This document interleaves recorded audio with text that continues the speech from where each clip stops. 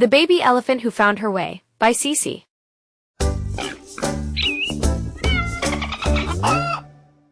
You walk through the tall grass of the African savanna, your boots crunching softly on the dry earth. The morning sun warms your face as you spot something amazing. A tiny baby elephant sits alone by a dried-up watering hole, making soft trumpeting sounds. Her gray skin looks dusty, and her little trunk droops sadly. "Hello, little one," you whisper gently.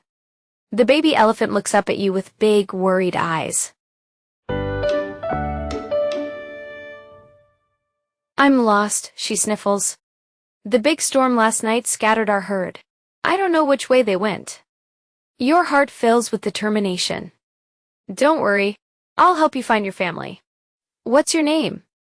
"I'm Little Elephant," she says softly. "But everyone calls me Little E." "Well, Little E, let's look for clues together." You notice Little E's ears perk up as she looks toward a cluster of acacia trees.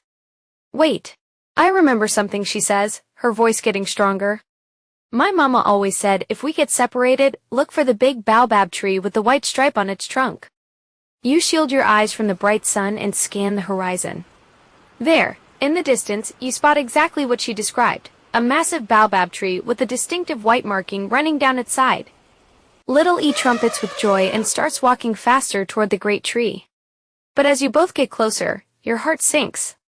The area around the baobab is empty, no elephant herd in sight. "They're not here," Little E whispers, her trunk touching the ground sadly.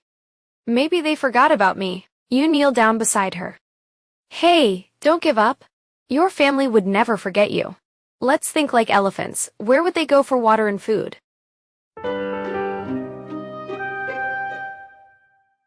Suddenly, Little E's eyes brighten with an idea.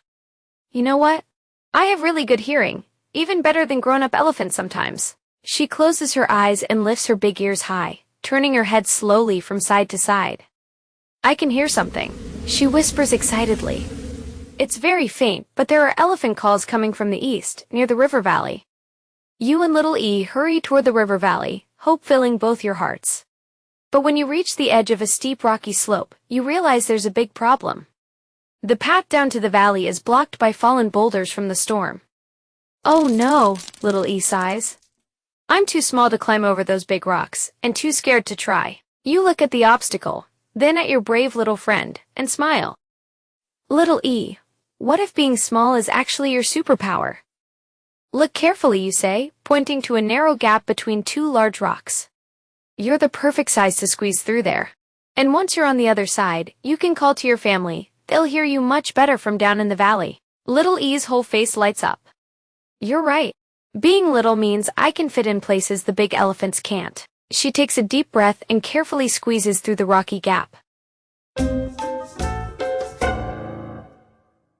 From the other side of the rocks, Little E lets out the loudest, most joyful trumpet call you've ever heard. Almost immediately, answering calls echo back from the valley, deep, rumbling elephant voices filled with love and relief. "Little E, Little E," the calls seem to say. You watch as Little E dances with happiness, spinning in circles. "They heard me. They're coming." Soon, a whole herd of elephants comes rushing through the valley. The biggest elephant, Little E's mama, reaches her first. But as you watch the happy reunion through the gap in the rocks, you notice Little E looks up toward you with tears in her eyes. "Thank you for helping me," she calls up to you. "But I have to say goodbye now. My family needs to keep moving to find better grazing lands far away." Your heart feels heavy as you watch Little E walk away with her family, but it also feels full of pride. "You did it, Little E," you call down. "You found your way home." She turns back one last time and trumpets a special goodbye just for you. Even though you're sad to see your new friend leave, you smile knowing that Little E learned something wonderful about herself, that being different can be your greatest strength.